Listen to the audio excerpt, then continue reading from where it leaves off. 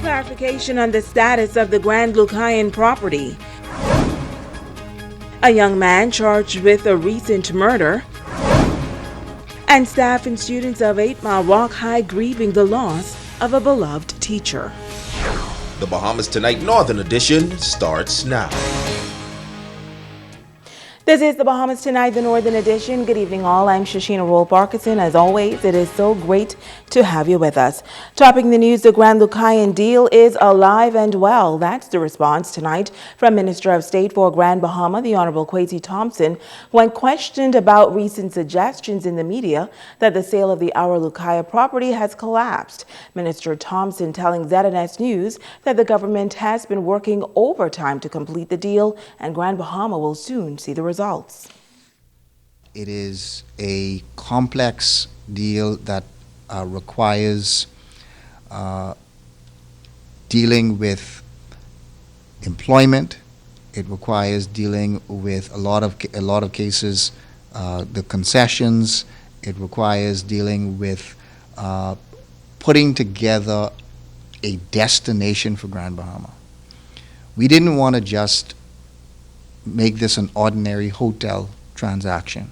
Grand Bahama needs more than just a hotel to open, but Grand Bahama needs a destination, a unique destination, and that is precisely what the government has been focused on providing. It is often said that in tourism, branding is everything. Well, Minister Thompson says when the beachfront property reopens, it will be branded. We have been in continual talks with the relevant parties. We are confident that at the end of the day, this is going to provide a unique destination. We believe it will have two distinct, recognizable brand names that will be brought to Grand Bahama, new brand names that will be brought to Grand Bahama.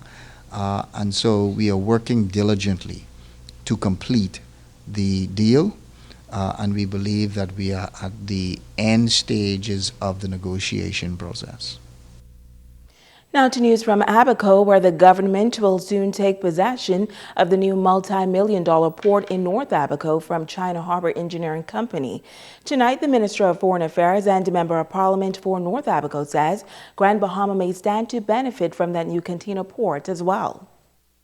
The Abaconians are looking forward to the opening of the newly built $40 million container port that is set to be handed over to the Bahamas government soon.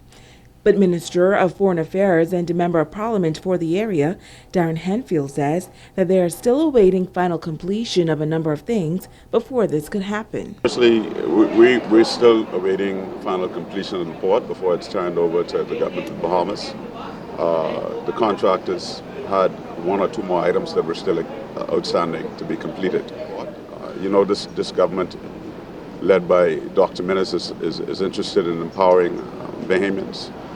We're empowering and developing a new sector of empowerment financially in the Bahamas. And we see this port as having that opportunity for North Abaconians to be able to participate more intently in the economic development and viability of the Bahamas. The government, in keeping with its campaign promise of Bahamian empowerment, is now taking a serious look at a Bahamian group to manage the state-of-the-art North Abaco container port. When our news team spoke with Minister of Transport and Local Government Frankie Campbell, he said he supports the idea of Bahamian ownership. Henfield agrees. We in the cabinet have seen one group from Abaco. I'm proud and pleased to say that they are all Abaconians who came and presented their ideas and their plans for how the port shall operate. The presentation was instructive. It was thoughtful and insightful. But they were asked to go away and look at some other issues and concerns that we would like to see addressed. And at some point they're going to be invited back to speak to the cabinet again. He believes that there will be many major opportunities that will ultimately empower Bahamians and further propel the Abaco economy. There are so many other spin-offs that can happen from the port as relates to trucking, as relates to activities around an international port of that nature, which we hope will receive container ships from far and near. The Member of Parliament for the area says that Abaconians are not the only ones who stand to benefit. Abaco right actually now, as I answer your question, actually now engages a lot of people from Grand Bahama in particular, some from Eleuthera and some from New Providence, all over the country. Bahamians tend to move where they can find employment and good employment, and they can find that in Abaco. And so I expect that disposition won't change. Now, there has been no official announcement yet as to exactly when the port will open or who will be chosen to operate and manage the facility. In other news, as the government works to provide opportunities for the small business sector on Grand Bahama, a representative from an industrial giant is highlighting some challenges that may be prohibiting the growth of small companies. Sabrina Brown has details.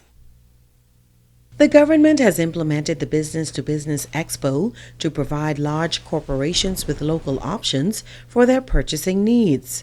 While small businesses are looking to secure contracts with these major stakeholders, supply chain manager at Statoil, Tyrone Papal, believes there are some challenges that can prevent some businesses from benefiting from this initiative. Challenges I see with a lot of our Bahamian businesses is, one, there's no standard in the Bahamas. Then when you ask people to follow or apply a standard, they have difficulty providing the documentation and keeping up with the industry.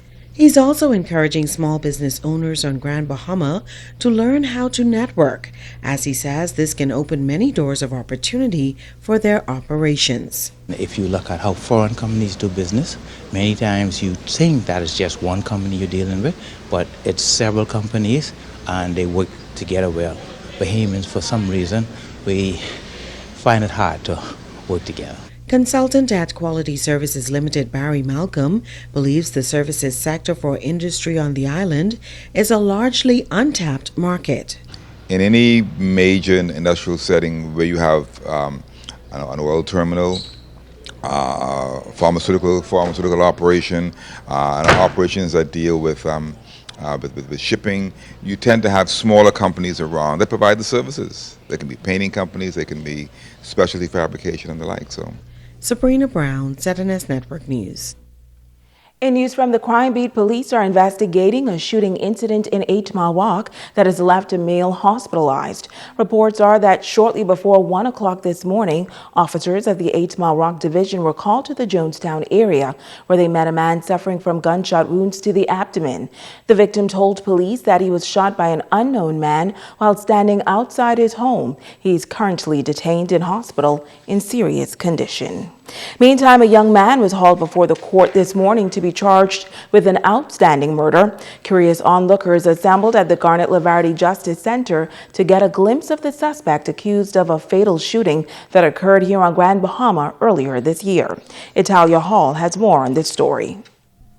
Onlookers watch as 23-year-old Cordero Smith of Young Street, New Providence was taken into the court, while armed officers stood guard outside the complex. Smith was arraigned before Magistrate Charlton Smith in Magistrate Court Number 2 and charged with the January 6 murder of Anthon Offie Sims in the Port Lakaya Marketplace. He was not required to enter a plea. The matter is likely to proceed by a voluntary bill of indictment, and bail was denied. Now his attorney, Jeffrey Farquharson, stood up and told the magistrate that on the day of the incident his client was in Nassau, adding that it's obvious that Smith is not responsible for this crime and the police knows who did it.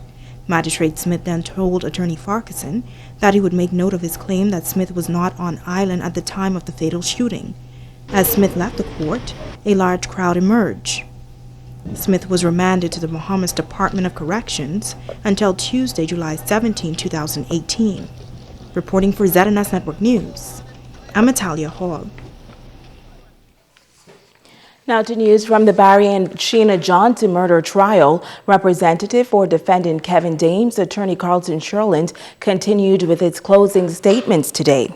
Attorney Sherland told the jury once again that evidence that came from the witness stand should be the only evidence that is relevant. He also reminded them that when Alan Alakme and Virgin Virgil Hall was in court, they told them that Kevin Dames was not on the scene. He also noted that Sergeant Lorenzo Johnson, the lead investigator who was on the stand for weeks, never once said Kevin Dames was on the crime scene, and that Johnson told Dames that he would not have been charged. Attorney Sherland also told the juror that the case could have been finished a long time ago if the focus was on the video. He then begged the jury to take their job seriously. The trial is wrapping up and the prosecution is up next to give closing statements. Stay with us. The Bahamas Tonight, the Northern Edition, continues right after this.